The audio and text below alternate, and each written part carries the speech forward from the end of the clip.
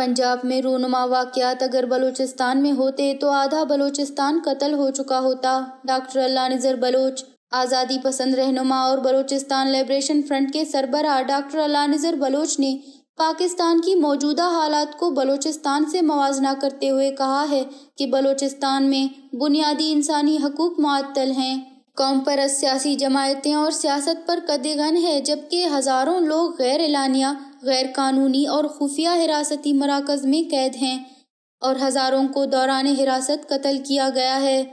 ان کا واحد جرم پرامن سیاست کی وکالت ہے، جنہوں نے بلوچ قومی آزادی اور انسانی حقوق کی خلاف ورزیوں جیسے مسائل پر بات کی۔ پنجاب یعنی حقیقی پاکستان میں مظاہروں کے نتیجے میں اعلیٰ فوجی اور سرکاری اہلکاروں کے گھروں کے ساتھ ساتھ فوجی تنصیبات کو بھی نذر آتش کیا گیا ہے۔ اس کے باوجود پاکستانی فوج نے مظاہروں کو کچلنے کے لیے طاقت کا استعمال کرنے سے گریز کیا ہے۔ پاکستانی ریاست کی جانب سے ان واقعات پر رد عمل کی کمی یہ بتاتی ہے کہ بلوچ، سندھی اور پشتون سمیت دیگر قوموں کو اپنا موازنہ پنجاب سے کرنے سے گریز کرنا چاہیے۔ ڈاکٹر اللہ نذر بلوچ نے کہا کہ ہم ایسا کچھ نہیں کہہ رہے کہ ہمیں پنجاب کی طرح سلوک کا مستحق سمجھا جائے۔ ہم غلام ہیں اور ہمیں اپنی حیثیت کا احساس ہے۔ پاکستانی فوج ہمارے ساتھ غلاموں جیسا سلوک کر رہی ہے، قابض فوج یہی کرتی ہے۔ لیکن اگر ہمارا دشمن مہذب ہوتا تو وہ انسانی حقوق کی ایسی صریح خلاف ورزیوں میں ملوث نہ ہوتا۔ اس میں انسانی اور قومی اقتدار کا فقدان ہے، اس نے اسے درندہ بنا دیا ہے۔ میرا پیغام بلوچ قوم کے لیے ہے، جو پنجاب میں ہوا وہ بلوچستان میں ہوتا تو آدھا بلوچستان مارا جاتا۔ انہوں نے کہا کہ پنجابی مظاہرین دہشت گردانہ طرز کی تخریب کاری میں مصروف ہیں، جبکہ فوج خاموش ہے۔ دریں اثنا بلوچستان کو عام حالات میں بھی شدید ظلم و جبر کا نشانہ بنایا جاتا رہا ہے۔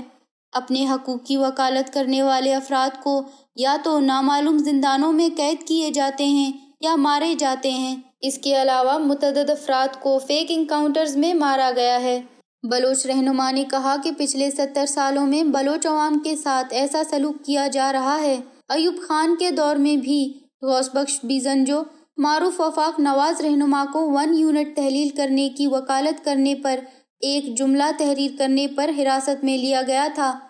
لیجنڈری بلوچ رہنما شہید غلام محمد بلوچ کو ضمانت پر رہا کر دیا گیا تھا، تاہم اسے عدالت کی احاطے سے دوبارہ حراست میں لے لیا گیا اور بعد ازاں اس کی اور اس کے ساتھیوں کی بے دردی سے مسخ شدہ لاش ملی۔ ڈاکٹر اللہ نذر نے یاد کرتے ہوئے کہا، جب پولی ٹیکنگ راولپنڈی کے طلباء نے ایوب کتے ہے کا نعرہ لگایا تو فوج نے اپنی بندوقیں نیچے کر دیں اور کہا، یہ ہمارے اپنے بچے ہیں۔ فیض آباد دھرنے کے دوران ریاست غیر فعال رہی اور کہا گیا کہ مظاہرین ہمارے ہم وطن تھے، فوج نے ان میں پیسے بٹورے، جبکہ گزشتہ روز پی ٹی آئی کے کارکنوں نے استثناء کے ساتھ لاہور کور کمانڈر کے گھر اور اپنے ہیروز کے مجسموں کو نذر آتش کیا۔ انہوں نے کہا کہ انصاف کی لڑائی میں بلوچوں کو فوج کے ہاتھوں مارا جا رہا ہے، پرامن مظاہرین کو مارا پیٹا جاتا ہے، لیکن عدالتیں خاموش ہیں۔ فوج بلا چوں چرا بلوچ عوام کو ذبح کر رہی ہے۔ بلوچ پارلیمنٹیرینز خاموش ہیں کیونکہ وہ جانتے ہیں کہ فوج پنجاب کے لیے وقف ہے اور پاکستان فوج کے کنٹرول میں ہے۔